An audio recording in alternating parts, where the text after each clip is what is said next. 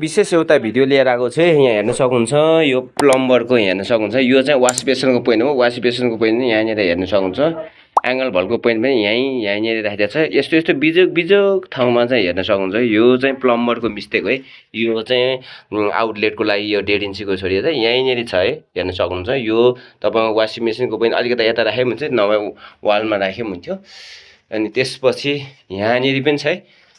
यहाँ पनि छ यहाँ पनि हेर्न सक्नुहुन्छ है यो पनि वासिङ मेसिनै होला यो पनि यस्तो बिजोग अवस्थाले काम गरिरहेछ प्लम्बरहरूले हेर्न सक्नुहुन्छ है यहाँनिर यो डब्लुसी कमरको पोइन्ट हो यो कमरको पोइन्ट पनि यहाँ कमर फिट हुँदैन एङ्गल भलको लागि पोइन्ट छोडिएको छ यो पनि मिल्दैन किनकि यहाँ टाइल यहीँ आउँछ यो चाहिँ कौशिकको लागि धारा हो हेर्न सक्नुहुन्छ यो धाराको पोइन्ट आउटलेटको पोइन्ट यहाँनिर छ आउटलेटको पोइन्ट चाहिँ कस्तो बिगारेको छ नि यहाँ घुमाइदिएको छ यहाँ तपाईँको स्लोप पनि छैन हेर्न सक्नुहुन्छ यो टपै टप घुमाइदिएको ल हेर्नुहोस् है टपै टप घुमाइरहेको छु यो चाहिँ धेरै घुमाइरहेको छ यहाँ भिडियोमा मैले कम छोटो गरेको छु यहाँ सबै घुमाइदिएको छ यहाँनिर आउटलाइन ठाडोको लाइन पनि हेर्न सक्नुहुन्छ यहाँ डोर टीहरू पनि डोरबेनहरू पनि केही पनि युज गरिरहेको छैन हेर्न सक्नुहुन्छ अलिक बिजोग गरिरहेको छ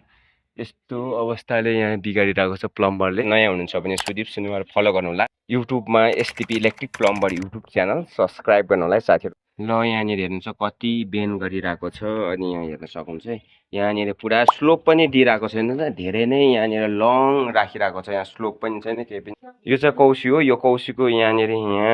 यो धारो छ यहाँनिर यो धारोको पोइन्ट आउटलेटलाई यहाँ राखिदिएको छ स्लोपै नदिकन यहाँनिर पिभिसी पाइप फिटिङ गरिरहेको छ साथीहरू हेर्न सक्नुहुन्छ